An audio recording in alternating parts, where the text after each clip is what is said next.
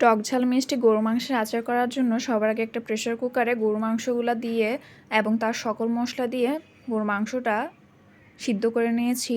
তারপরে একটা কড়াইতে দিয়ে দিলাম সরিষার তেল, পরিমাণ মতো শুকনা মরিচ এবং 5 ফোড়ন, আস্ত রসুনের কোয়া দিয়েছি। তারপর দিয়ে দিয়েছি সরিষা বাটা, আর সাথে দিয়ে দিলাম লেবু দিয়ে তেঁতুলের গাছ। তারপর কিছুক্ষণ নাড়াচাড়া দিয়ে ভাজার পরে গরু মাংসটা দিয়ে দিব। গরু মাংসটা দেওয়ার পর তারপর তাতে পরিমাণ মতো লবণ এবং সামান্য পরিমাণে একটু চিনি অ্যাড করে দিয়েছি এবং সাথে বিট লবণ অ্যাড করে দিলাম, সাথে একটু জিরা গুঁড়া দিয়ে দিয়েছি। তারপর ভালোভাবে মাংসটা নাড়াচাড়া দেওয়ার পর জাল করার জন্য রেখে দিব। তারপর 10 মিনিট পর আরেকবার একটু চিনি অ্যাড করে ভালোভাবে নাড়াচাড়া দিয়ে নিয়েছি। যখন মাংসটা একটু ভাজা ভাজা হয়ে আসবে তখন নামিয়ে নিব।